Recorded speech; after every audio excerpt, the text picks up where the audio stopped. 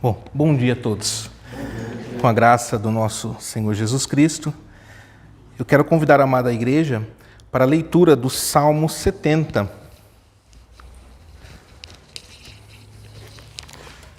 Leitura do Salmo 70.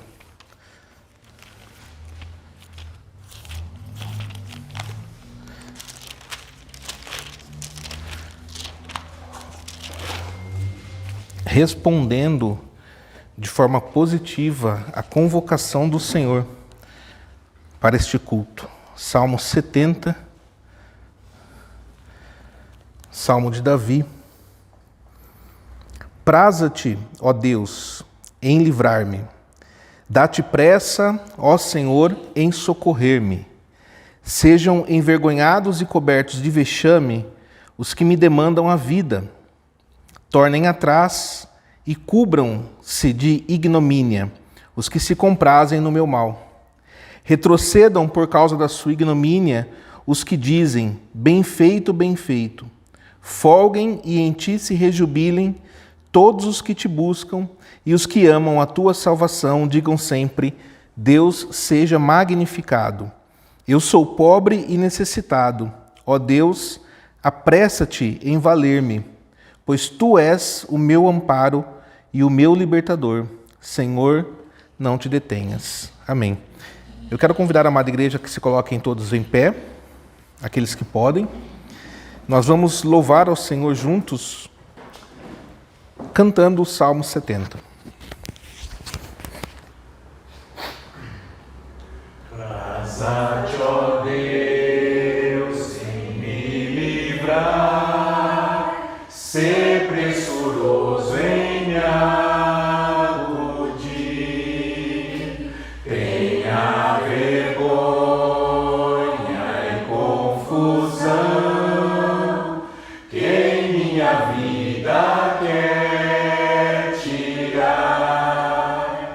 Envergonhado, volte atrás, quem no meu mal sente prazer, vergonha faça recuar, quem diz bem feito muito bem, quem te procura, ó Senhor, folgue e jubile sempre em ti. Magnificado seja Deus, diga quem ama a salvação. Necessitado e pobre sou, ó Deus, te apressa em me valer. Amparo meu, libertador, não te detenhas, ó Senhor. Amém. Vamos fechar os nossos olhos, nós vamos fazer nesse momento uma oração a Deus. Senhor nosso Deus e nosso Pai amado, Deus Criador dos céus e da terra, Deus Senhor de todas as coisas, Criador de tudo o que há, Deus poderoso, Deus justo e fiel, Deus que nos ama e que nos concede a salvação. Senhor, nós estamos diante da Tua presença nesta manhã. Deus, nos reunimos com a Tua igreja santa e fiel, espalhada pela face da terra, para responder, Senhor, de forma positiva à convocação do Senhor para este culto. Nós queremos Te prestar nesta manhã um culto agradável. Nós queremos, Senhor, Te prestar as nossas orações, os nossos louvores, render a nossa vida diante do Senhor, porque nós dependemos de Ti, Senhor, e somos gratos por tudo que o Senhor fez e tem feito por nós. Deus, nós somos gratos pela Tua criação, nós somos gratos, Deus, pela provisão com que o Senhor nos abençoa todos os dias, e nós somos gratos, Senhor, pela obra da redenção, que nos resgatou de uma vida de pecados, nos resgatou do reino das trevas e nos transportou para o reino do Filho do Teu amor, para o reino da luz. Deus, nós somos gratos porque mesmo sem merecer, o Senhor nos escolheu. Nós somos gratos porque o Senhor nos trouxe aqui hoje para podermos ser edificados pela Tua palavra santa, para podermos aprender, meu Deus, da Tua santa justiça, para podermos ser edificados pelo Teu Espírito Santo e alcançar, meu Deus, a estatura de varão perfeito. Senhor, nós Te louvamos de todo o nosso coração. Nós queremos consagrar ao Senhor todos os atos deste culto, as orações, os louvores. Deus, nós rogamos ao Senhor que perdoe os nossos pecados, que perdoe as nossas falhas, que perdoe os nossos pensamentos errados, que perdoe, Senhor, tudo aquilo que falamos e não deveríamos falar. Pedimos que o Senhor perdoe, Deus, aquilo que nós não deveríamos fazer e acabamos fazendo. Perdoe por nossas omissões quando nós deixamos de fazer aquilo que o Senhor ordena. Senhor, tenha misericórdia de nós e nos conceda andar na Tua presença. Nos conceda andar, Senhor, debaixo da Tua graça todos os dias da nossa vida. Nós pedimos humildemente, Senhor, a Tua bênção sobre a nossa vida e sobre toda a Tua igreja espalhada nessa cidade, nesse estado, nesse país e em todo o mundo, Deus. Que neste dia do Senhor, somente o Seu nome seja glorificado e somente o Senhor seja adorado. Deus, é o que nós Te pedimos e oramos no nome santo e poderoso do Teu amado Filho, o nosso Senhor e Salvador Jesus Cristo. Amém. Amada congregação do nosso Senhor Jesus Cristo, onde está o nosso socorro? O nosso socorro está em nome do Senhor, Criador dos céus e da terra. Graça e paz a vós outros, da parte daquele que é, que era e que há de vir, da parte dos 7 Espíritos que se acham diante do seu trono e da parte de Jesus Cristo, a fiel testemunha, o primogênito dos mortos e o soberano dos reis da terra. Amém. Amados irmãos, podem se assentar, fiquem à vontade, com a graça do nosso Senhor Jesus Cristo. Quero convidar os amados irmãos para a leitura em Êxodo capítulo 20,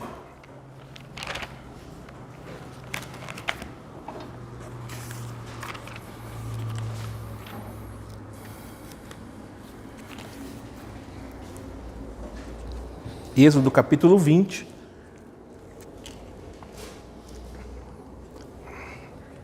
Nós vamos fazer uma leitura da santa lei de Deus, os 10 mandamentos, que nós sabemos que existe uma diferença.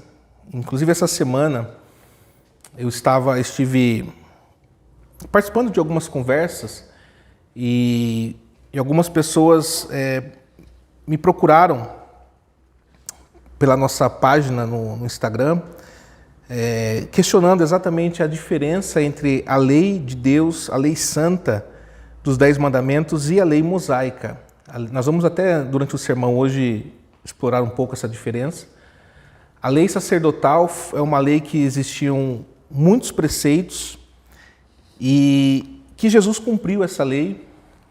Mas a Bíblia diz que quando há mudança de sacerdócio, há mudança da lei. Então, nós estamos agora vivendo debaixo do sacerdócio de Jesus Cristo. Ele é o nosso sumo sacerdote. Mas nós não podemos ignorar que a lei santa de Deus, os 10 mandamentos, não foram abolidos e permanecem e permanecerão para a eternidade, porque é o padrão moral de Deus para nós. Eu quero convidar a amada igreja para lermos aqui o Êxodo capítulo 20. Nós vamos fazer uma leitura do capítulo até o versículo 17 e vamos dar prosseguimento depois. Êxodo 20, versículo 1.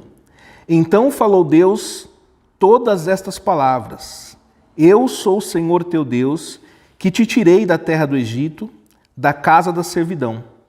Não terás outros deuses diante de mim.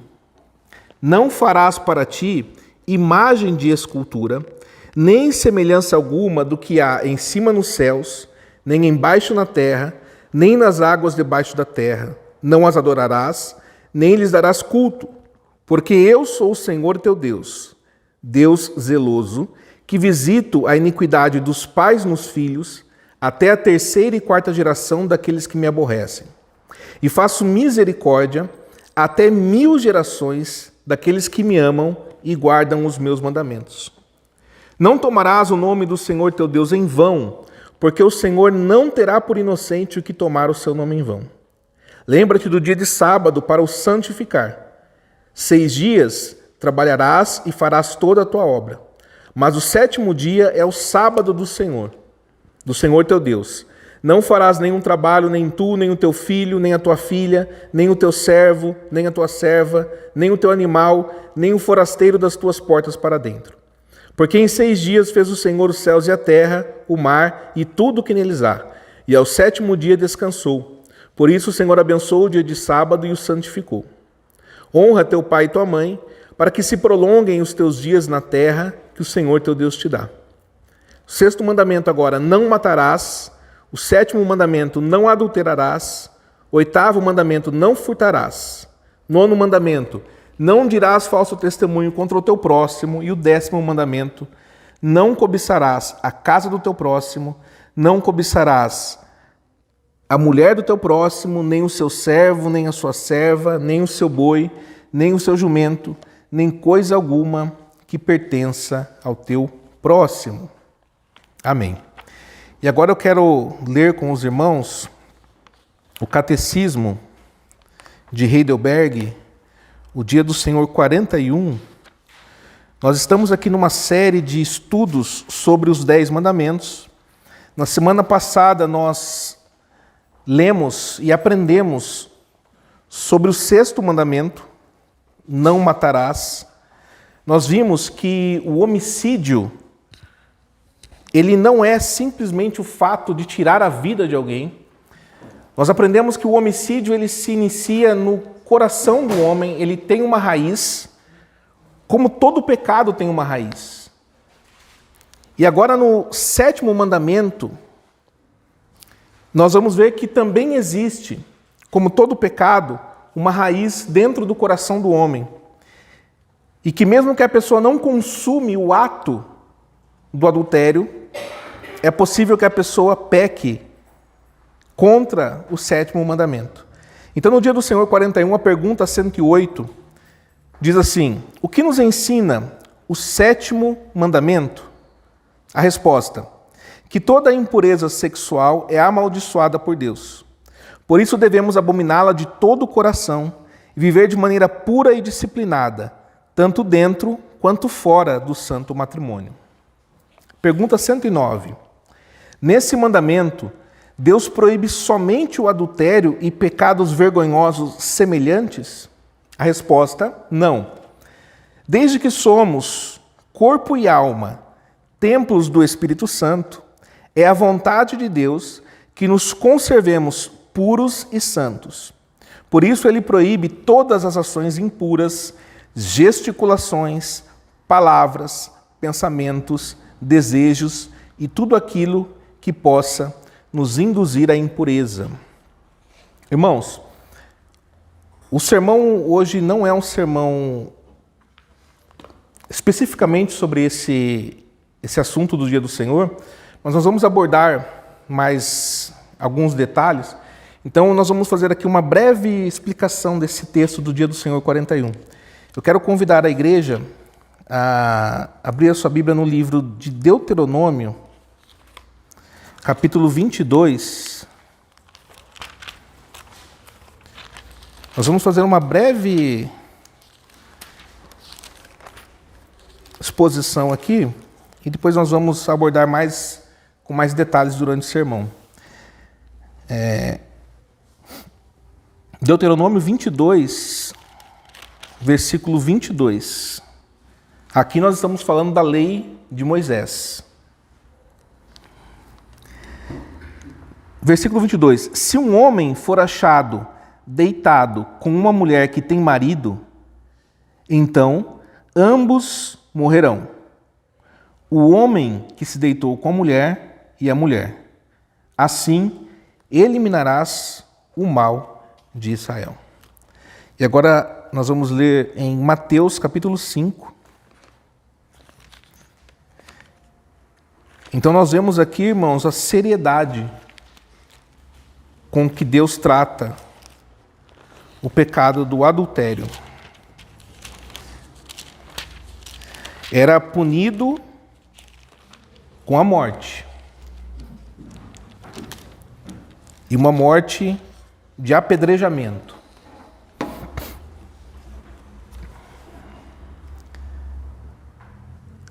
A extrema seriedade nesse assunto. Mateus capítulo 5, no versículo 27.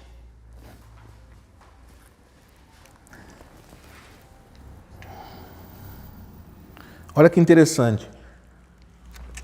Como eu disse essa semana, muitas pessoas disseram, acabou viralizando um assunto nas redes sociais, e muitas pessoas diziam que os 10 mandamentos haviam sido abolidos por Jesus Cristo. Não há engano maior do que esse na igreja hoje. Jesus não só confirma os 10 mandamentos, como amplia de uma forma grandiosa o seu entendimento. Olha só, versículo 27, Jesus está dizendo assim: ouvistes o que foi dito, não adulterarás. Eu, porém, vos digo, qualquer que olhar para uma mulher com intenção impura, no coração já adulterou com ela. Se o teu olho direito te faz tropeçar, arranca-o e lança-o de ti, pois te convém que se perca um dos teus membros e não seja todo o teu corpo lançado no inferno. E se a tua mão direita te faz tropeçar, corta e lança-a de ti, pois te convém que te perca um dos teus membros e não vá todo o teu corpo para o inferno. Jesus aqui nesse texto, ele está explicando os mandamentos e ele está aqui nos textos que fazem referência, em Marcos, em Lucas, nós vamos ver que Jesus está ampliando o entendimento dos mandamentos. Porque entre os judeus havia uma espécie de crença de autojustificação, que eles diziam que se não houvesse cometido de fato o ato do adultério, tudo bem. No coração e na cabeça, nos pensamentos, a pessoa podia fazer o que fosse, desde que não infligisse o ato em si de adultério. E aqui Jesus está dizendo que não é dessa forma. Jesus está dizendo que ouviste o que foi dito, não adulterarás. Eu, porém, vos digo que se você olhar para uma mulher com intenção impura, no seu coração já adulterou. Então, como nós vimos na semana passada, há uma raiz. O homicídio, ele nasce no coração do homem com a ira, com o ódio, com o desejo de vingança, com a inveja. E aqui, o adultério, da mesma forma, possui uma raiz, que são os pensamentos impuros, os desejos carnais. Jesus ele está explicando o que nós vimos em Deuteronômio 22, quando um homem for encontrado deitado com uma mulher que tem marido, os dois seriam condenados à morte. E aqui nós vamos ver que o catecismo ele vai nos mostrar exatamente isso. Lá em Deuteronômio, nós vimos a gravidade do adultério. O texto que nós vemos mostra a seriedade com que Deus trata esse pecado. A lei de Moisés, ela prescrevia pena de morte para os pegos em adultério, mostrando e destacando a gravidade do seu impacto, do seu pecado e o impacto destrutivo desse pecado na comunidade, na santidade do povo de Deus. Falando agora no contexto da igreja, a gravidade e o impacto que um pecado desse provoca dentro da igreja. O adultério não era apenas uma ofensa pessoal, mas uma violação da aliança e uma ameaça à pureza do povo de Deus. Já em Mateus 5, nós vimos que Jesus aprofunda a compreensão desse mandamento. Jesus não se contenta com a obediência externa, mas ele vai ao centro do problema. Jesus ele alcança a raiz daquele mal, o coração do homem, o coração humano. Jesus ensina que o adultério ele não começa com um ato físico, mas com desejos e pensamentos impuros. Ao dizer que qualquer um que olhar para uma mulher com intenção impura no coração já adulterou com ela, Jesus eleva o padrão de santidade. Então veja, havia um padrão, não adulterarás. Agora Jesus diz assim, se você pensar, se você desejar, você já pecou. Então veja, isso não me parece uma abolição da lei que existia. A vocês parece isso? Eu acredito que não. Eu acredito que isso mostra que Jesus está elevando o padrão de moral e de santidade. Fazendo um paralelo novamente com o 6º mandamento. Saul tentou matar Davi 2 vezes com a lança. Mas nós vimos que aquilo começou um dia antes. Quando Saul sentiu inveja de Davi. Porque Davi estava sendo aclamado pelas mulheres por onde eles passavam. As mulheres gritavam e cantavam, Saul matou milhares, Davi 10 milhares. Ou seja, Davi estava recebendo maior honra e Saul sentiu inveja. Depois a Bíblia diz que Saul não podia mais suportar Davi. A inveja trouxe a raiva, que trouxe o ódio, que trouxe o desejo de vingança, e então Saul tentou matar Davi. Aqui nós estamos vendo que é a mesma coisa com o pecado do adultério.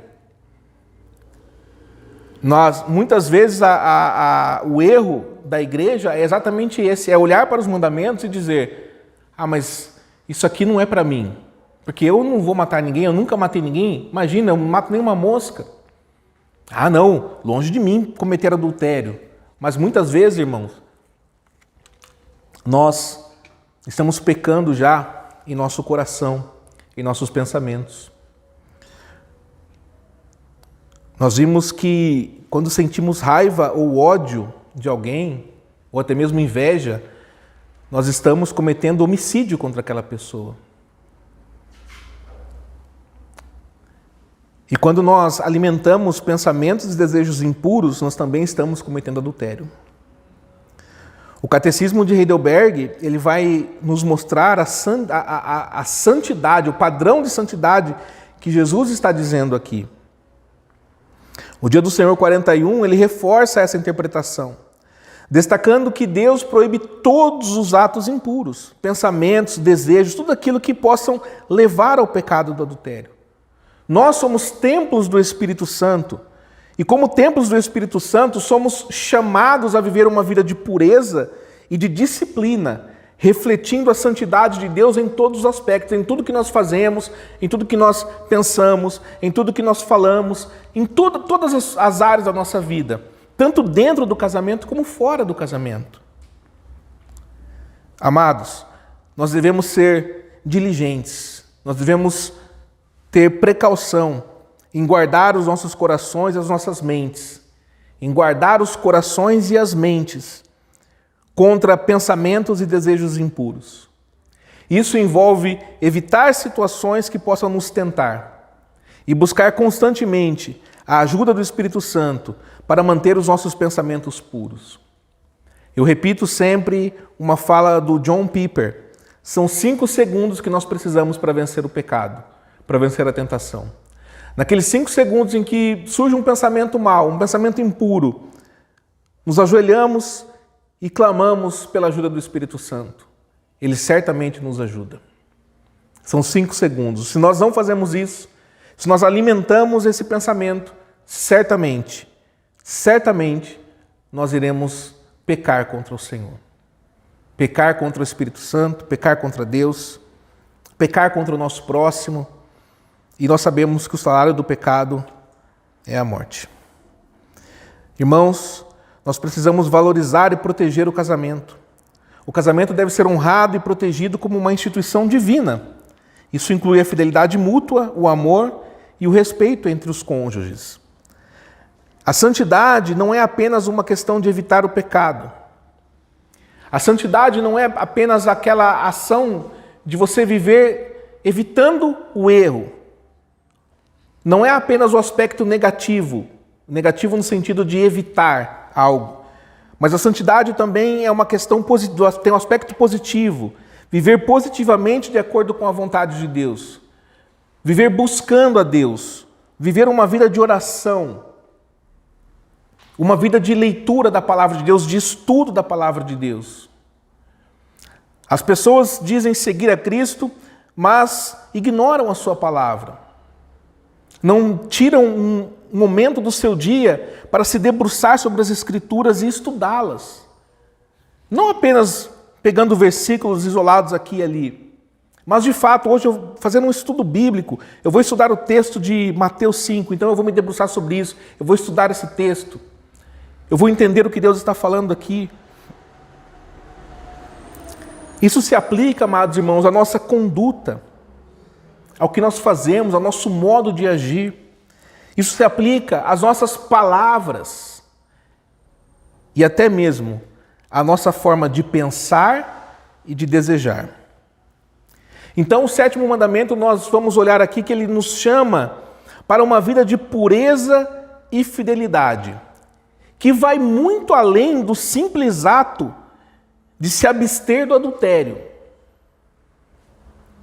Jesus nos ensina a importância de uma santidade que começa no coração. E o Catecismo de Heidelberg nos lembra de que essa pureza deve permear todos os aspectos da nossa vida. Ao buscar viver de acordo com esse chamado, nós dependemos da graça de Deus e do poder do Espírito Santo para transformar o nosso coração e nos capacitar a viver de acordo com a sua santa vontade. Eu quero convidar os irmãos para louvarmos a Deus. Pode ficar sentados mesmo com o Salmo 117. E nós vamos aprofundar ainda mais esse entendimento.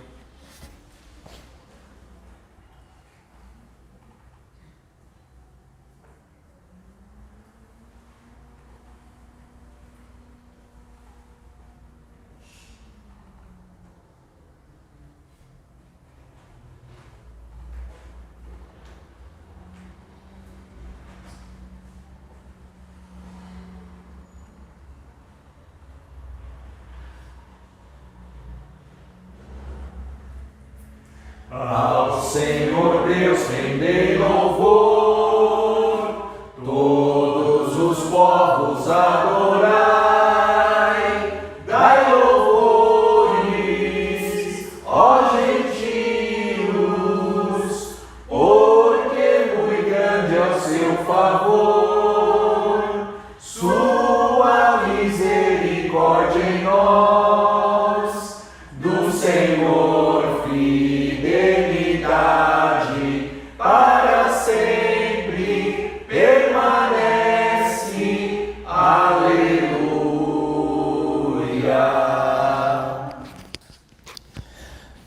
Eu quero convidar a amada igreja para a leitura no Evangelho de João, capítulo 8.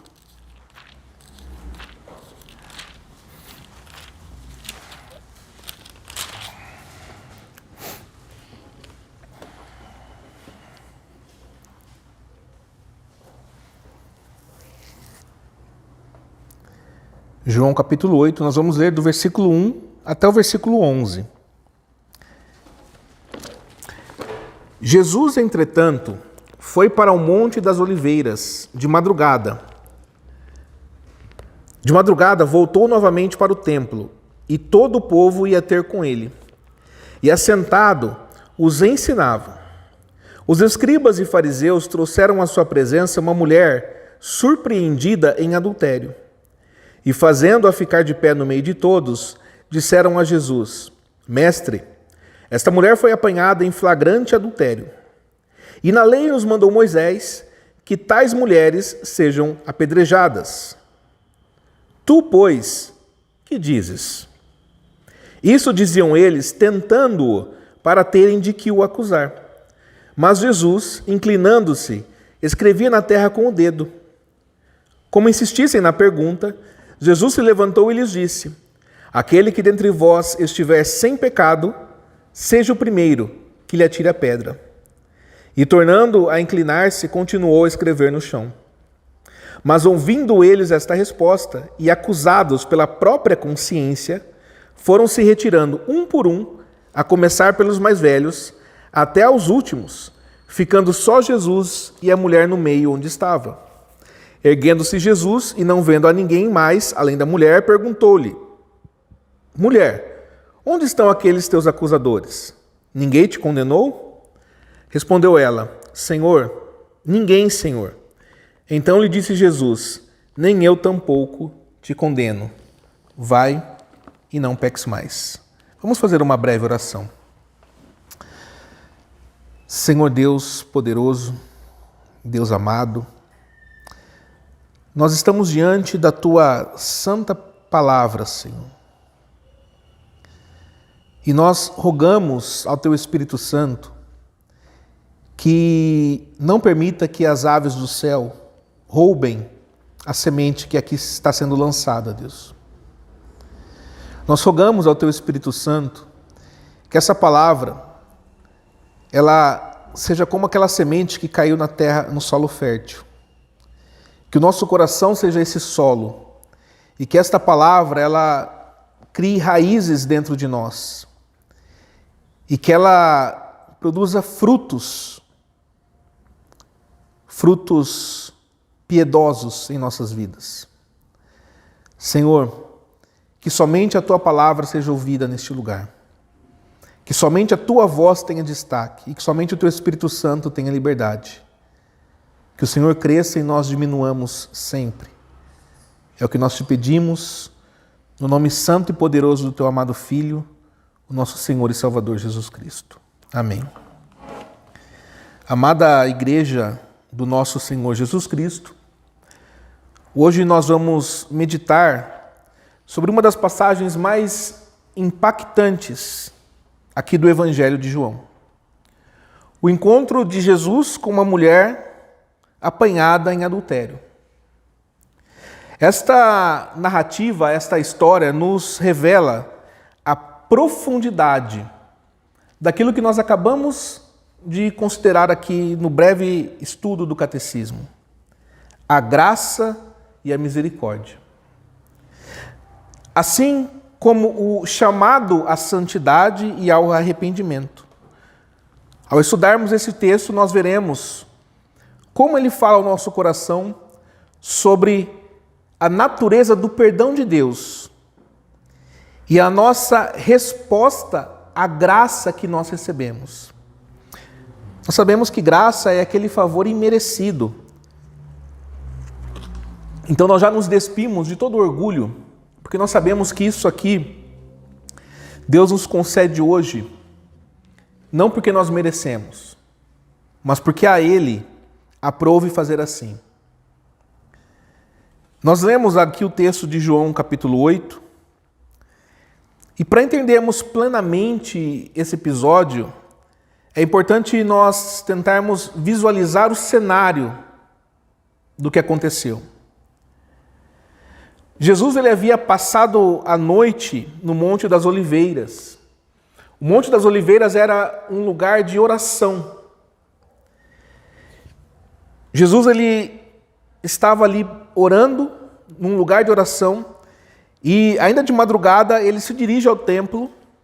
E ali ele começa a receber as pessoas que vinham para serem ensinadas. Ele está ali ensinando as pessoas. A popularidade, a autoridade de Jesus na sua palavra atraíam grandes multidões. E nós conhecemos a história, o relato do Evangelho, o relato bíblico, nós sabemos que isso incomodava os líderes religiosos. Os fariseus e os demais líderes ali judeus estavam sempre, os escribas, estavam sempre buscando um motivo para acusar Jesus. Então trazem essa mulher que havia sido surpreendida em adultério. Nós também lemos Deuteronômio 22. Nós acabamos de ver o que a lei dizia sobre isso. Esses homens colocam a mulher no meio da multidão, expondo a sua vergonha publicamente e utilizando isso como meio para testar o nosso Senhor. Veja a armadilha que os fariseus prepararam para Cristo. Eles apresentam para Jesus uma questão que não tinha solução, irmãos. Não havia solução para essa questão. Vejam, a lei de Moisés ordenava que aquela mulher fosse apedrejada, que ela fosse morta. A lei era clara, absoluta. Se Jesus concordasse com isso, com a aplicação da lei, ele poderia ser acusado de insensibilidade, de crueldade, mais ou menos o que acontece conosco quando nós pregamos a palavra de Deus, quando nós pregamos o evangelho de verdade, não o evangelho da Disney, o evangelho do faz de conta, o falso evangelho. Quando nós pregamos a verdade, nós somos acusados de insensibilidade. Jesus seria acusado de crueldade.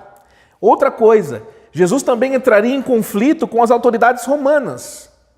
Nós não podemos nos esquecer que quem comandava aquele território eram os romanos. E eles reservavam para si o direito de aplicar as penas de morte. Por uma estratégia do Império Romano, quando eles dominavam uma terra, uma nação, um povo, eles não destruíam totalmente a cultura e as leis locais. Pelo contrário, eles permitiam, e isso fazia com que eles tivessem o controle de tudo, e fez com que eles crescessem tanto. Eles mantinham ali a cultura local, as pessoas continuavam com sua religião, com suas leis locais, mas algumas coisas, alguns aspectos, os romanos reservavam para si. Os impostos, por exemplo, que haviam de ser recolhidos para César, e a questão da pena de morte era uma delas. Apesar da lei local vigorar, a pena de morte só poderia ser aplicada com a anuência de Roma. Então, se Jesus ordena que apedrejassem essa mulher, ele teria um grande problema com Roma. Por outro lado, se Jesus dissesse para não apedrejá-la, ele seria acusado de violar a lei de Moisés. E a acusação de ser um falso profeta, que ele enfrentava o tempo todo, os fariseus, os escribas, os líderes religiosos, acusavam Jesus disso, de ser um falso profeta. Se ele dissesse que a lei de Moisés não deveria ser aplicada, ele estaria dando motivo para essa acusação. E Jesus, com sabedoria divina, não cai na armadilha. Em vez disso, se inclina e começa a escrever no chão. Irmãos, nós não sabemos o que ele estava escrevendo, mas esse gesto significa muita coisa.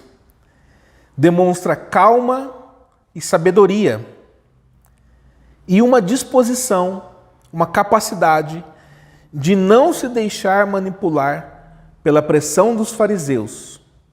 Aqui já é uma grande lição para nós.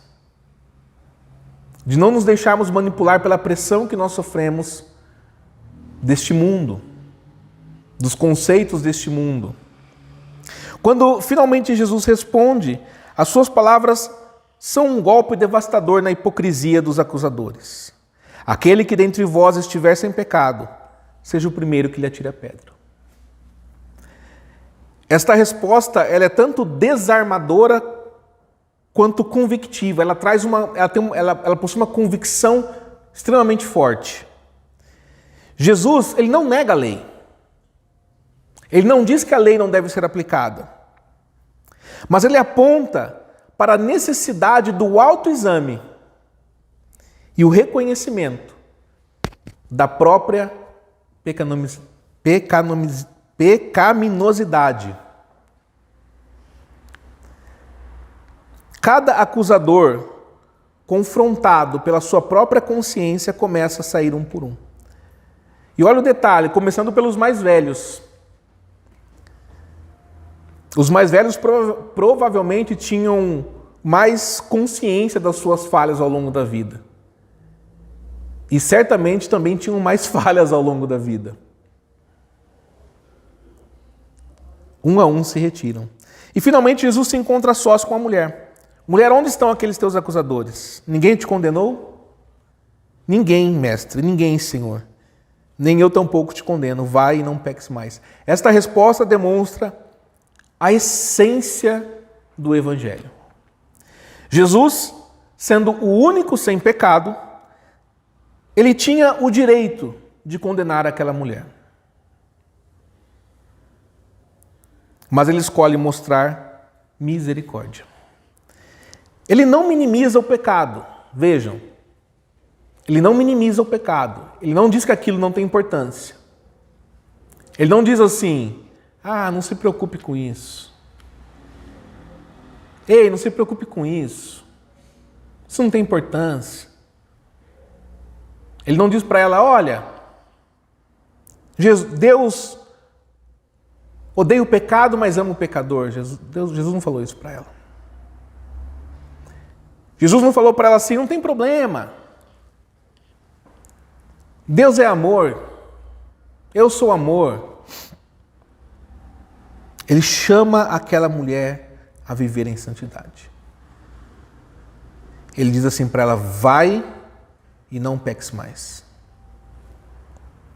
Este é o equilíbrio perfeito entre a graça e verdade que nós encontramos em Jesus Cristo. Entre misericórdia e justiça, que somente Ele traz para nós. Portanto, irmãos, nessa manhã eu vos declaro o Evangelho da graça transformadora de Jesus Cristo. Nós vamos aqui continuar refletindo sobre essa graça, um tema central das nossas vidas. Afinal, nós só estamos aqui hoje por causa dessa graça. Se não fosse a graça transformadora de Jesus Cristo, onde será que nós estaríamos? No texto que nós lemos, nos textos, os relatos revelam a profundidade do amor de Cristo. Vejam a seriedade que havia no adultério. Deus disse, sejam condenados à morte. A lei era clara. Mas olha a profundidade do amor de Cristo, quando olha para essa mulher e diz assim, vai e não peques mais. A misericórdia de Cristo e o chamado à transformação. Como nós vimos aqui em João capítulo 8, nós encontramos essa mulher em situação de extrema vulnerabilidade, extrema vergonha, exposta publicamente por seus pecados. Essa mulher representa a condição humana diante de Deus.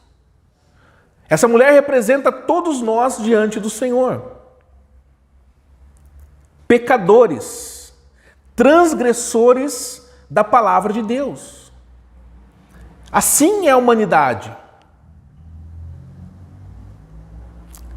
Quando Deus chama Adão, Adão se esconde porque estava com vergonha de Deus. A humanidade se encontra numa situação de vergonha. Nós nos encontramos em situações, por vários momentos, em situações de pecado, necessitando desesperadamente da graça de Deus. Imagina a sua vida antes de conhecer a palavra de Deus.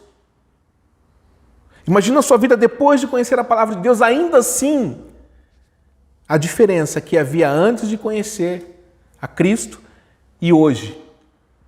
E eu vou dizer para vocês, ainda hoje, com toda a transformação que houve, nós necessitamos desesperadamente da graça de Deus. Irmãos, eu ouso dizer que ainda mais do que antes, porque antes nós estávamos perdidos, já condenados e merecedores da condenação. Hoje nós conhecemos a Cristo, nós estamos diante da palavra de Deus, a palavra de Deus está nos sendo iluminada nesse momento pelo Espírito Santo. Nós necessitamos desesperadamente da graça de Deus, porque nós não merecíamos isso. Porque nós não merecemos isso. Essa é que é a verdade. Os líderes religiosos trazem aquela mulher a Jesus, não porque eles se importavam com a justiça. Olha quanta hipocrisia. A preocupação deles não era a justiça. Ah, essa mulher pecou, ela infringiu a lei. Não era isso. Não se tratava disso. Nós percebemos aqui, eles queriam testar Jesus. Eles prepararam uma armadilha impossível para que Jesus fosse ou condenado por Roma ou declarado um falso profeta. Eles citam a lei de Moisés, que prescrevia a pena de morte para o adultério. Mas Jesus responde de maneira surpreendente. Se inclina e começa a escrever no chão. E depois ainda desafia os acusadores. Um desafio. Aquele que dentre vós não tiver pecados, seja o primeiro a lhe atirar a pedra.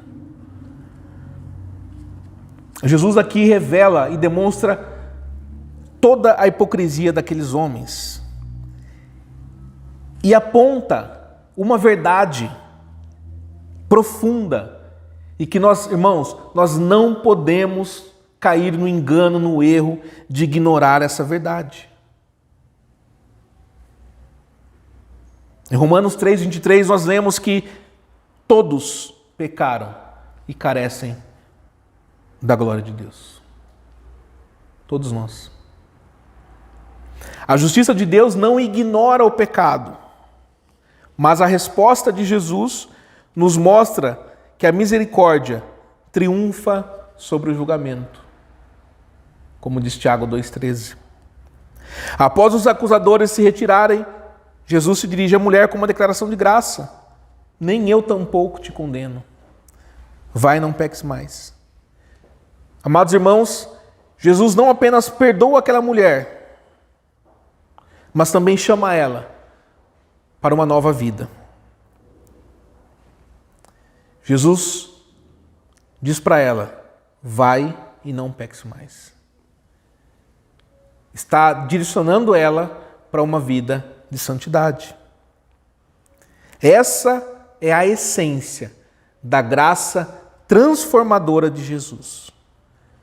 A graça de Deus em nós, ela deve ter esse efeito, o efeito transformador. É impossível, irmãos, que uma pessoa que foi alcançada pela graça de Deus viva uma vida onde ela não está nem aí para o pecado. Quando nós dissemos que a Bíblia ensina que aquele que foi salvo por Deus jamais vai perder essa salvação de Cristo, nós somos acusados de pregar a favor do pecado. Mas o que essas pessoas não entendem é que a graça de Deus transforma. E transforma a tal ponto que a pessoa alcançada por essa graça, ela não pode mais viver uma vida onde ela não se importa com o pecado. A nossa vida é uma vida de guerra, uma vida constante, onde nós lutamos contra o pecado, contra a miséria humana, contra as nossas fraquezas, buscando desesperadamente por Deus, nos apegando à sua palavra, nos apegando à oração. Essa é a vida piedosa do cristão, irmãos.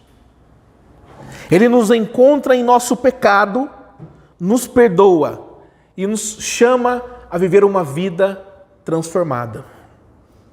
A confissão de fé, no artigo 24, ela afirma que nós cremos com esta verdadeira fé.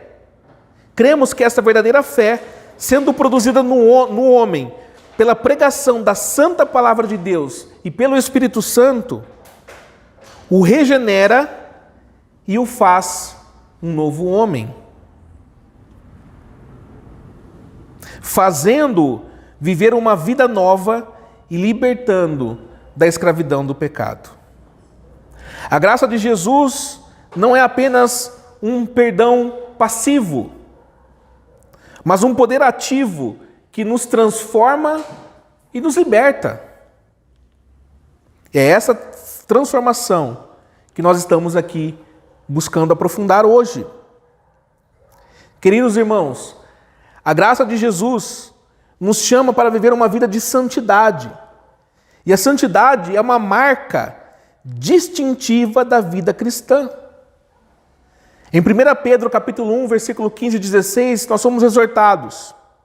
Pelo contrário, assim como é santo aquele que vos chamou, sede vós também santos em todo o vosso procedimento. Porque escrito está, sede santos, porque eu sou santo. Ser santo significa ser separado para Deus. Viver de acordo com a vontade de Deus. Refletir o caráter de Deus em nossas ações. Isso não é algo que nós conseguimos fazer por nós mesmos. E aqui mora outro erro, onde as pessoas acham que por si só elas vão ser capazes de viver uma vida de santidade. Certa vez alguém me disse: irmão, eu não consigo vencer o pecado. Nós não temos forças, irmãos. Por nós mesmos, nós não temos condições. É uma luta nossa. Mas nós precisamos do poder transformador da graça de Deus. Aquele que não entende isso, aquele que não foi alcançado pela graça de Deus, não entendeu que é através da graça de Deus que nós vencemos o pecado, ele vai ceder. Aquela mulher apanhada em adultério, ela experimentou essa transformação. Ela passou de uma situação de condenação, ela estava diante da morte. Ela estava diante ali de muitas pessoas, de uma multidão de pessoas, sendo exposta. Ela estava ali diante dos fariseus e dos escribas, diante de líderes religiosos. E passou dessa situação para o perdão e um novo começo. Isso nos lembra que não importa quão profundo seja o nosso pecado. Não importa quão profunda seja a nossa miséria. A graça de Deus, ela é muito mais profunda. Em Efésios 2, 4 e 5 nós lemos: mas Deus, sendo rico em misericórdia, por causa do grande amor com que nos amou, e estando nós mortos em nossos delitos, nos deu vida juntamente com Cristo. Pela graça sois salvos. Não é pelo que fazemos, não é pelo que somos, não é pelo que temos, não é pelo que damos, não é por nada disso. Pela graça sois salvos. Irmãos, nenhum de nós merecia estar aqui hoje. A graça de Deus, ela nos alcançou e ela nos dá vida nova. A graça de Deus, ela nos tira da morte espiritual. E não há situação pior do que a situação de um morto espiritual.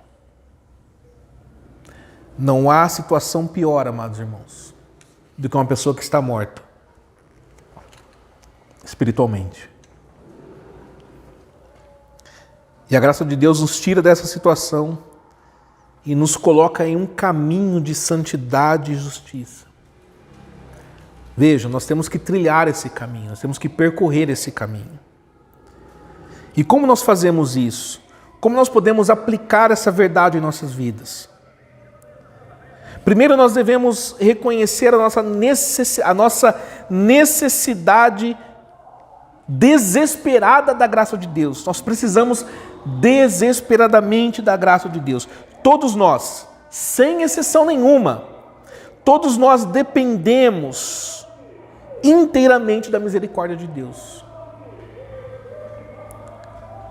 Às vezes nós podemos pensar que os nossos pecados são pequenos e insignificantes. Como alguém disse aí, eu estava conversando com a Priscila vindo para cá hoje, viajando para cá hoje, e sobre alguém que falou assim: eu não tenho pecados. Um cidadão aí que disse que ele não tem pecado. E eu já vi várias pessoas dizerem isso. Às vezes nós podemos pensar, nem que não temos pecado, mas nossos pecados são pequenos, insignificantes. Ah, isso aqui é uma coisa tão boba. Ou então, o contrário. Ou então nos sintamos, às vezes, sobrecarregados. Sobrecarregados pelo peso da culpa, por transgressões que cometemos. Irmãos, para os olhos de Deus, o pecado, todo pecado, nos afasta da sua santidade. Aos olhos de Deus, todo pecado nos separa da sua santidade perfeita. Aos olhos de Deus, todo pecado ofendem ao Senhor. Nós, como aquela mulher apanhada em adultério, somos confrontados com a realidade das nossas falhas morais e espirituais.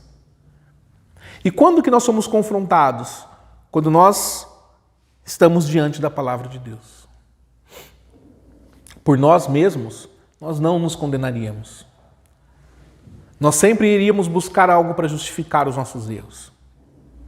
Assim acontece com o ímpio, que às vezes faz uma obra de caridade, faz uma coisa, tenta fazer o bem para alguém para tentar justificar talvez algo errado que ele cometeu, ou que está cometendo. Assim é o ser humano, sempre tentando jogar a culpa em alguém. Não foi Adão não fez isso, Adão não fosse não, mas foi essa mulher aí que o Senhor me deu, que me fez pecar. E a mulher falou assim: não, mas foi a serpente que falou. E nós sempre estamos assim, tentando justificar. Não faça isso, irmãos. A palavra de Deus nos lembra em 1 João 1, 8 e 9, que se dissermos que não temos pecado nenhum, a nós mesmos nos enganamos, e a verdade não está em nós. Se confessarmos os nossos pecados, Ele é fiel e justo para nos perdoar os pecados e nos purificar de toda injustiça. Aqui, somos chamados a uma honestidade radical diante de Deus. E não adianta, irmãos. Não adianta tentar ser diferente. Não adianta tentar esconder, minimizar os nossos pecados. Como diz o Salmo 139, se nós estamos no abismo, lá Deus também está. Se nós subimos, não é isso que diz? Que o Senhor nos sonda no mais íntimo do nosso ser. Nós não podemos esconder, minimizar os nossos pecados, os nossos erros, as nossas falhas. Ao invés disso, nós devemos trazê-los diante de Deus, com um arrependimento sincero, com sinceridade. Senhor, eu errei, eu pequei. Eu pensei dessa forma mal do meu irmão. Eu alimentei um desejo impuro. Eu senti raiva do meu irmão. Eu transgredi o 6º, 7º, 8º mandamento, o 10º, o 1º, o 2º, o 3º, o 4º. Eu não guardei o dia do Senhor. Eu deixei de cultuar o Senhor no dia do Senhor. Com sinceridade e uma confissão humilde. Porque, irmãos, diferente daquele fariseu que dizia: eu não quero ser como o publicano. Esse publicano que aqui está, que nem consegue ficar de pé. E o publicano ali, Senhor, preciso da sua graça. A confissão não é apenas um ritual vazio. Nós temos o costume de todos os domingos fazer uma oração de confissão. Normalmente nós fazemos antes do sermão. Mas hoje, por conta desse sermão, não sei se os irmãos separaram que nós não fizemos essa oração ainda, mas nós vamos fazê-la logo mais. A confissão, ela não é um ritual vazio. E muitas vezes por nós estamos condicionados, quando falamos assim, vamos fazer uma oração de confissão. Muitas vezes nós oramos já condicionados, Senhor, perdoa os meus pecados, perdoa os meus erros, perdoa... Não é um ritual vazio, mas é um ato de humildade. E também um ato de confiança na fidelidade de Deus para cumprir a sua palavra, a sua promessa de perdão e purificação. Porque quando nós nos humilhamos diante de Deus, reconhecendo a nossa indignidade e a nossa total dependência da graça de Deus, aí nós experimentamos a profundidade do seu amor restaurador. É através desse processo de confissão e arrependimento que nós recebemos a graça transformadora que somente Jesus pode oferecer. A nossa jornada de fé, a nossa caminhada não é sobre alcançar perfeição pelos nossos esforços. Como um atleta, que na sua caminhada, ele se esforça cada vez mais para alcançar a perfeição. Um jogador de futebol, se ele for um jogador sério, ele treina. Ele é o primeiro a chegar e o último a sair. O Rogério Ceni, exímio batedor de falta, sempre chegava antes e ficava até mais tarde batendo falta. Um dos melhores. Um fisiculturista que está ali praticando o esporte, ele leva o seu corpo ao limite, o seu próprio esforço. Quando se trata de fé, o nosso próprio esforço não vale de nada, irmãos. O meu conhecimento, a minha sabedoria, minha disposição física, isso não vale de nada. A minha beleza, isso não vale de nada. A nossa jornada de fé é sobre reconhecer a nossa imperfeição e permitir que a graça de Deus nos transforme dia após dia.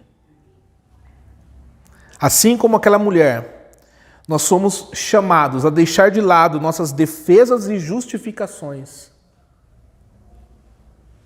Mas eu errei porque não tem justificação, irmãos.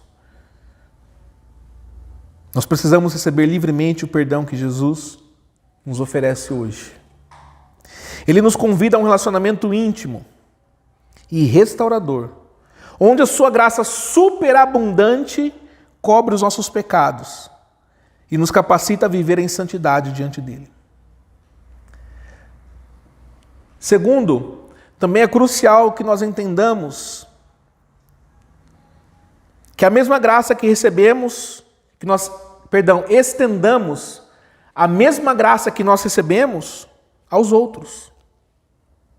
Assim como Jesus demonstrou misericórdia à mulher pega em adultério, nós somos chamados também a ser instrumentos de graça na vida daqueles que nos cercam. Em Efésios 4:32, nós somos exortados: antes, sede uns para com os outros benignos, misericordiosos, perdoando-vos uns aos outros, como também Deus vos perdoou em Cristo. Esse versículo nos lembra da natureza transformadora do perdão e do amor que devemos demonstrar em nossas relações cotidianas. Nós já vimos várias vezes aqui sobre o tema do perdão. Sobre como Deus exige que nós estendamos o mesmo perdão que nós recebemos para o nosso próximo. Na parábola do credor incompassivo, vocês lembram do que aconteceu? O homem teve a sua dívida perdoada pelo seu senhor. Mas quando ele encontrou aquele a quem devia ele, Ele não teve a mesma compaixão. Mandou que pegassem ele e encerrassem na prisão. O que aconteceu com a dívida dele que havia sido perdoada? Foi cobrada novamente. Nós ofendemos com os nossos pecados a morte de Cristo, o sacrifício de Jesus. E ainda assim, Ele o fez. Nós ofendemos a santidade de Deus com as nossas impurezas, com nossos pecados, nossos pensamentos, atitudes, palavras, e ainda assim Ele morreu por nós.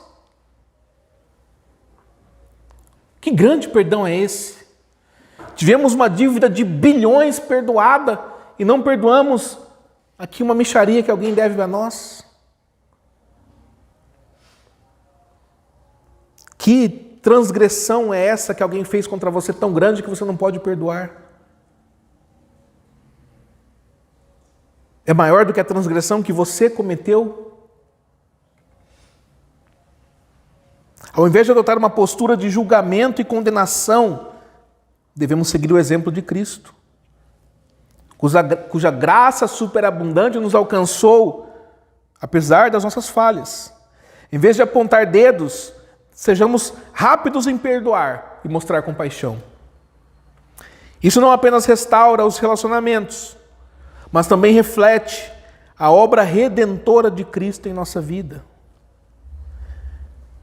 Voltando ao artigo 24 da Confissão de Fé, ela complementa essa verdade ao afirmar que a verdadeira fé se manifesta em boas obras, como fruto natural da graça recebida. Assim também é impossível que essa fé santa seja infrutífera no homem. Pois não falamos de uma fé vã, mas da fé que a Escritura chama de fé que opera pelo amor, Gálatas 5:6, a qual incita o homem a praticar aquelas obras que Deus ordenou em sua palavra. Essa fé não é estática, mas ela é dinâmica, ela nos impulsiona a viver em obediência, em amor ao nosso próximo. Essa fé em nós, irmãos, ela arde dentro de nós. Ela não nos deixa viver uma vida de frieza com relação a Deus, mas também com relação ao nosso próximo. Que a nossa vida seja marcada não apenas pela aceitação da graça de Deus. Todos nós queremos a graça de Deus. Como nós estamos vendo aqui, nós precisamos desesperadamente dessa graça. Mas que também nós possamos estender da mesma forma essa graça aos outros. Nós somos instrumentos de Deus. Devemos refletir o seu caráter. Que nós sejamos agentes de reconciliação e perdão num mundo que precisa experimentar o amor de Cristo. Porque fala-se, o Brasil não sei quantos por cento é cristão, é evangélico. Balela. Balela, irmãos.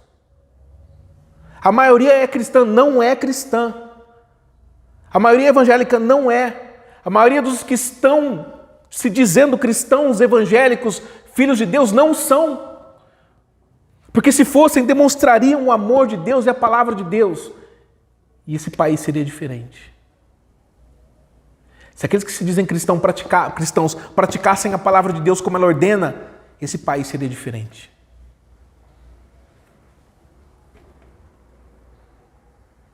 Esses dias eu, acompanhando alguns acontecimentos políticos, aí eu vi um certo deputado que está sendo acusado por alguns crimes que ele cometeu, e ele lá com a cara lavada lá diante da comissão de ética da Câmara, assumiu que cometeu crimes, e com a cara lavada lá defendendo o seu mandato. Aí você entra no perfil do camarada e está lá assim, cristão. Mentira! E quantos se dizem cristãos, mas não perdoam o próximo? Alimentam mágoas, rancores, ódio. Não são cristãos.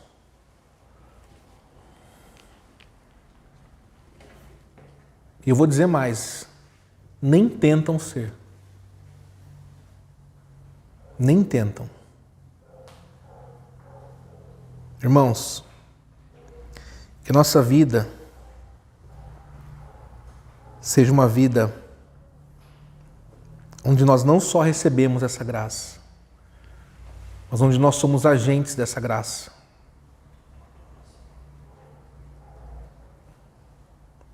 Que as nossas palavras, quando nós abrimos a nossa boca, quando as nossas ações, elas demonstrem a compaixão que nós recebemos,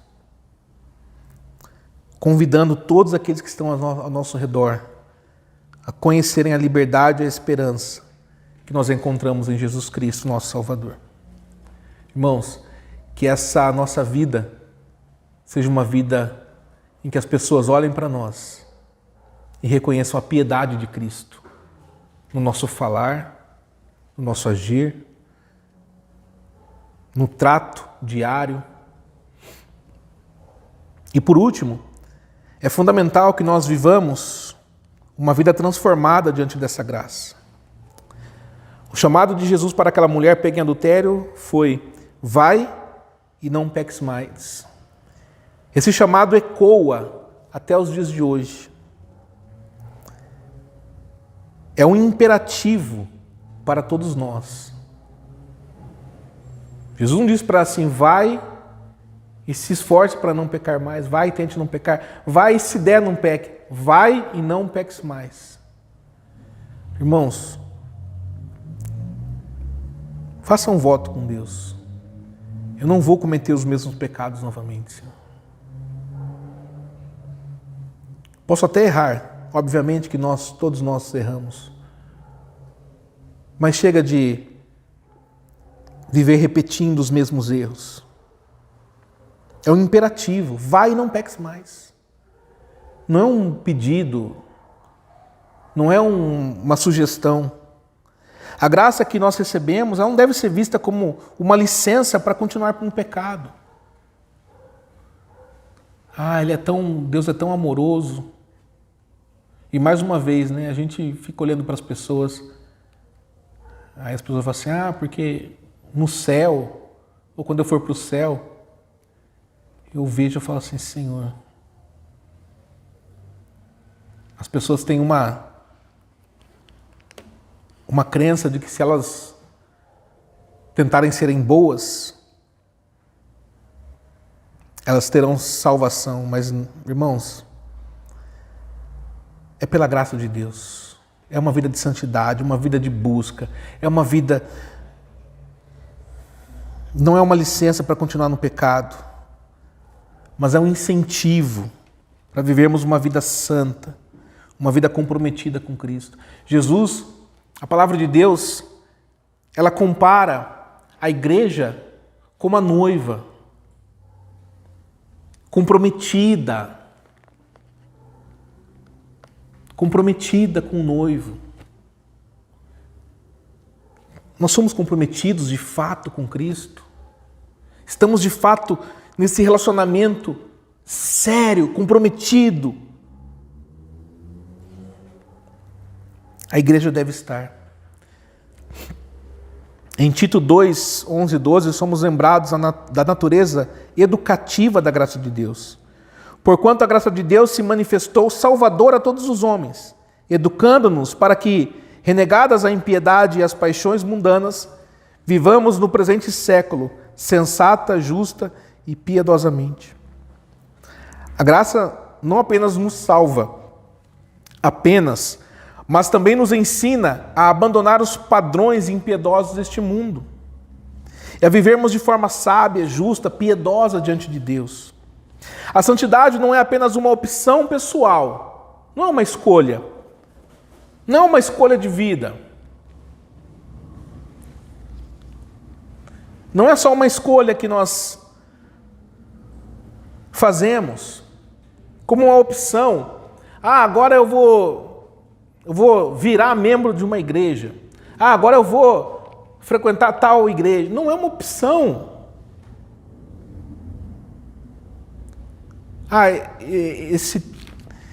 Deixa eu ver, esse texto aqui é muito pesado, esse aqui eu não vou nem ler esse aqui, eu vou fazer esse aqui, eu vou seguir esse mandamento aqui, esse aqui é mais difícil. Não é isso, irmãos. Não é uma opção, é uma necessidade. É uma necessidade, nós necessitamos da santidade. Sem ela, nós não tem como ter comunhão com Deus. Não tem nem como ter comunhão com a igreja se nós não tivermos santidade.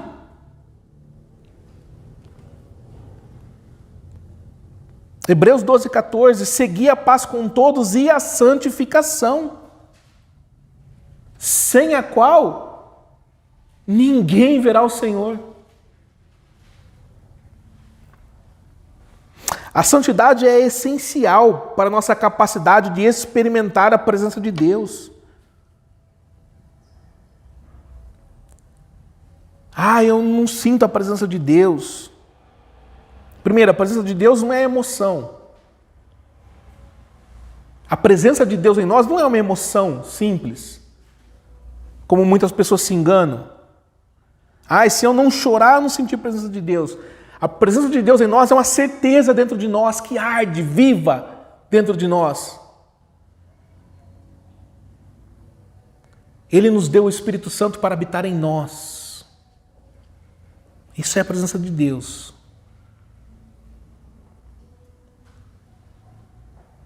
Quando nós vivemos vidas santas, nós refletimos o caráter de Deus. E nós passamos a atrair outras pessoas para conhecerem a graça de Deus. Portanto, que a nossa resposta à graça de Deus, nós estamos acostumados com o culto é pactual. O culto, Deus fala conosco, nós respondemos. O Senhor nos convoca para o culto, nós respondemos louvando ao Senhor. O Senhor abençoa a igreja, nós respondemos lendo a sua palavra, ouvindo, louvando ao Senhor na resposta ao sermão. Então a nossa resposta à graça de Deus, que a nossa resposta a essa graça que Ele nos concedeu, que Ele imerecidamente, como nós estamos vendo aqui, nós éramos como aquela mulher, transgressores da lei. Como eu disse semana passada, quantos homicídios nós temos nas costas? O maníaco do parque, o serial killer lá dos Estados Unidos matou. E nós? Quantos homicídios nós temos? Porque, pela palavra de Deus, todas as vezes que nós nos iramos e sentimos ódio, rancor, nós estamos cometendo homicídio. Quantos adultérios nós temos nas costas? Quantas vezes cobiçamos, pensamos mal? Irmãos, que a nossa vida seja uma vida de constante busca à santidade. Que cada decisão que nós tomamos, que cada ação que nós tomamos, que cada palavra que nós falamos, sejam moldadas por uma coisa: pelo desejo sincero de honrar a Deus e de refletir o seu amor e de refletir a santidade de Deus ao mundo ao nosso redor. Que a graça que nós recebemos não seja recebida em vão, mas que ela nos transforme profundamente, nos capacitando a uma vida que glorifica a Deus em tudo que nós fazemos. Esse é o nosso propósito aqui nessa terra, glorificar o Senhor. O propósito de vida do cristão é glorificar a Deus. E aí por isso eu ouso dizer que a maioria das pessoas que se dizem cristãos, que estão lotando igrejas, não são cristãos, porque não vivem uma vida para glorificar a Deus. Que nós possamos fazer isso, irmãos. Que nós não sejamos como tantas pessoas por aí que estão enganadas e enganando. Que ao refletirmos sobre esse texto de João 1:8, de 1 a 11, nós somos lembrados da maravilhosa graça de Jesus, que nos encontra numa condição de pecado, nos perdoa, nos transforma, e que nós possamos responder a essa graça com corações gratos de verdade, com vidas santificadas, e um compromisso renovado de estender essa mesma graça aos outros. Que a graça do nosso Senhor Jesus Cristo esteja com todos vós, hoje e sempre. Amém. Eu quero convidar a amada igreja para respondermos a Deus a este sermão, louvando ao Senhor com o Salmo 51, uma oração sincera. E que essa oração seja a nossa confissão, de fato e de verdade. E é um momento oportuno também, para você que trouxe a sua oferta, o seu dízimo, o gasofilaço está ali do lado, pode ficar à vontade, deixar as suas ofertas. O seu dízimo é um momento oportuno, você que deseja.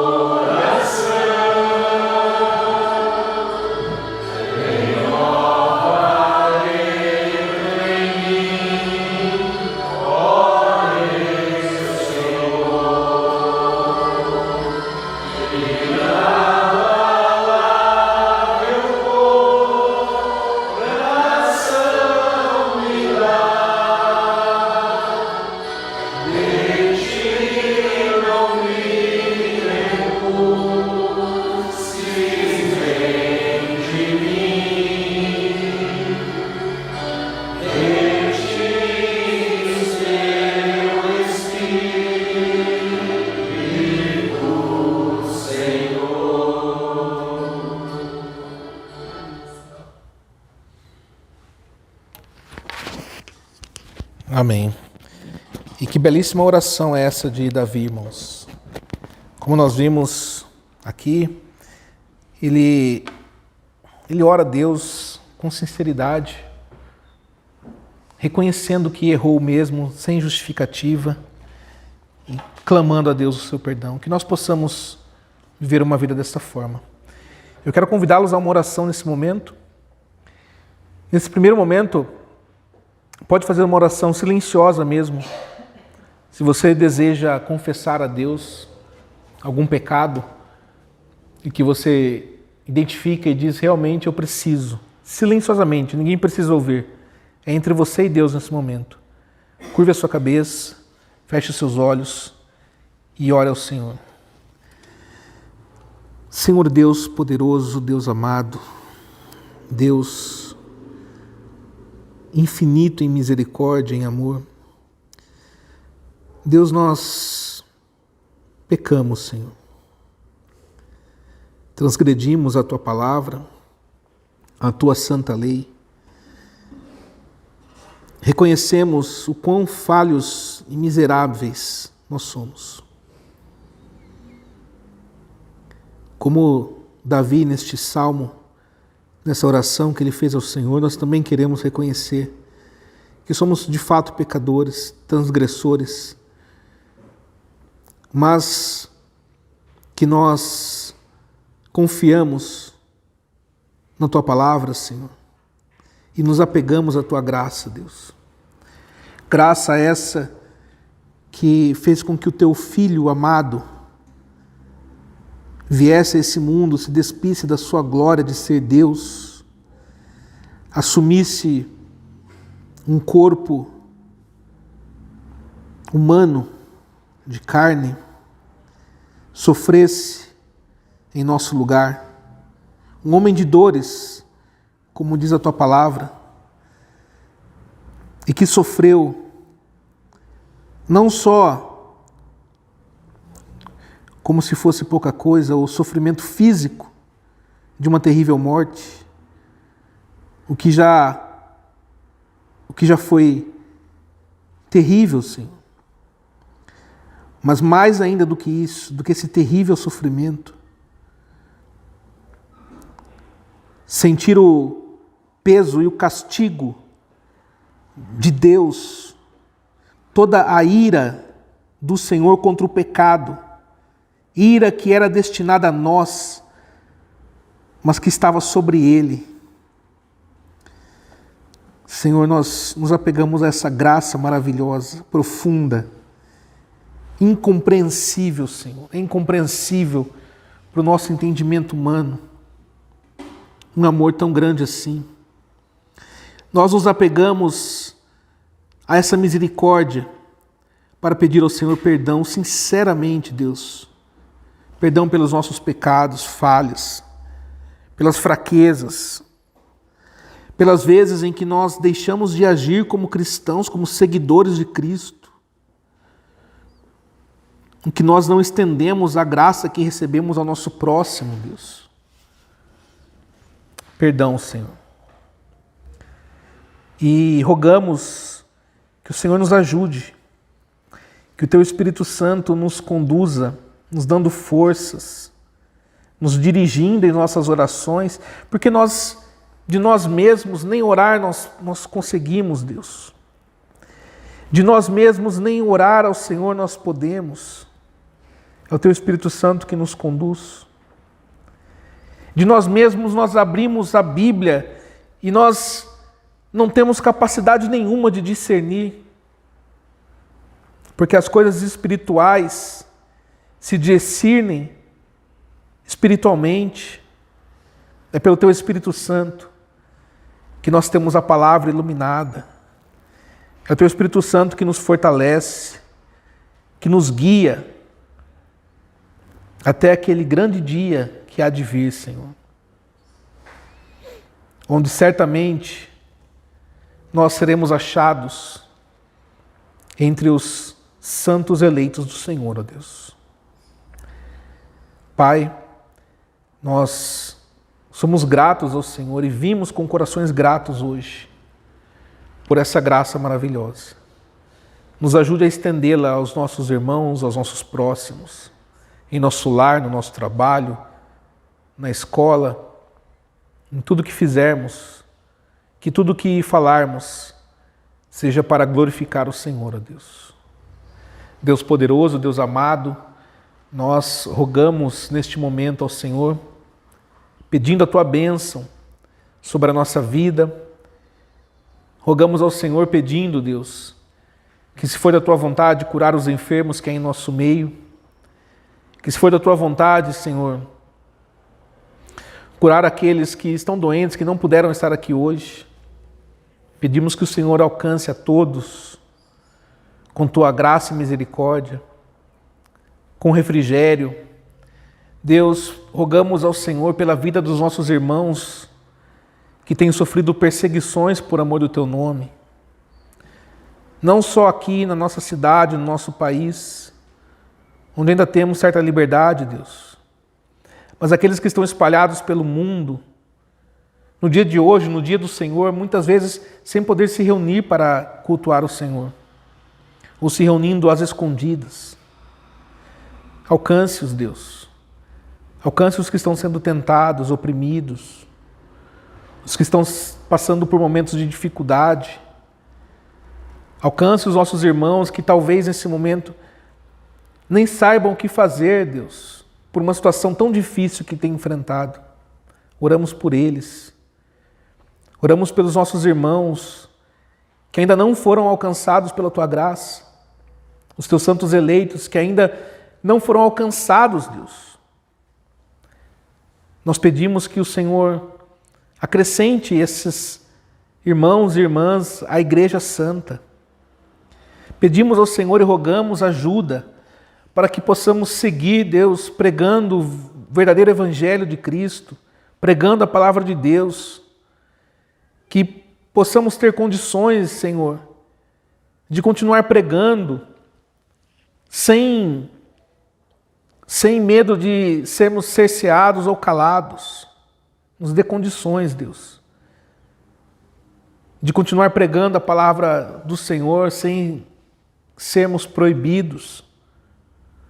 Que nós possamos, como a Igreja Santa de Cristo, unida à Tua Igreja Santa, espalhada pela face da terra, e a Tua Igreja Santa e espiritual no céu, que nós possamos unidos glorificar o Teu santo nome, Deus, em tudo que fizermos.